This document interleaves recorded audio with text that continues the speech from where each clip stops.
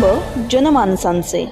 अहिल्यानगर सावेडी परिसरातील एबीएस जिमची बदनामी करण्याचा प्रयत्न करणाऱ्यांविरोधात कठोर कायदेशीर कारवाई करण्यात येणार असल्याचा इशारा जिमच्या संचालिका श्वेता देवळालीकर यांनी दिलाय.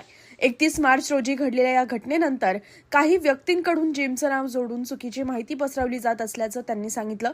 मिळालेल्या माहितीनुसार जिममधील ट्रेनर आणि व्यायामासाठी येणाऱ्या एका तरुणामध्ये वाद झाला होता. मात्र हा वाद जिमच्या परिसरात नव्हे तर जिमपासून सुमारे 5 ते 7 किलोमीटर अंतरावर घडला. त्यामुळेच या घटनेचा जिमशी कोणताही संबंध नसल्याचं संचालिका देवळालीकर यांनी स्पष्ट केलंय. नमस्कार, माझं नाव श्वेता देवळालीकर. एबीएस जिमची मी संचालिका आहे.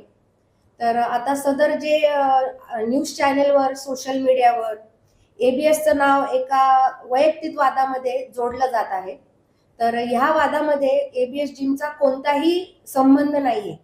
हे जे काही न्यूज चालली आहे की एबीएस चा तो ट्रेनर आहे किंवा त्याच्यातून तर ही सदर घटना जिम बंद झाल्यावर रात्री जिमच्या प्रिमायसेस पासून 3 ते 4 किलोमीटरच्या अंतरावर झालेली आहे.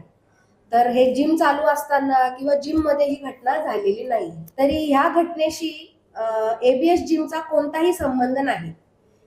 एबीएस जिम ही नगर शहरामधील प्रतिष्ठित जिम आहे आणि एबीएस जिमचं नाव सोशल मीडियावर खराब करण्याचा पूर्ण प्रयत्न चालू आहे आणि या घटनेशी जिमचा काही संबंध नाही. आणि कोणी जरी जिमचं नाव खराब करण्याचा प्रयत्न केला तर आम्ही एसपी ऑफिसकडे तक्रार दिलेली आहे.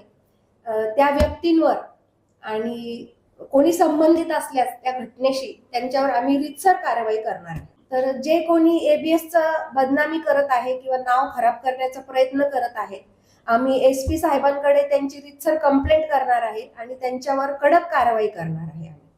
अहिल्यानगर शहरातील महत्त्वपूर्ण अपडेट जाणून घेण्यासाठी नगर न्यूज 24 या YouTube चॅनलला सबस्क्राईब करा.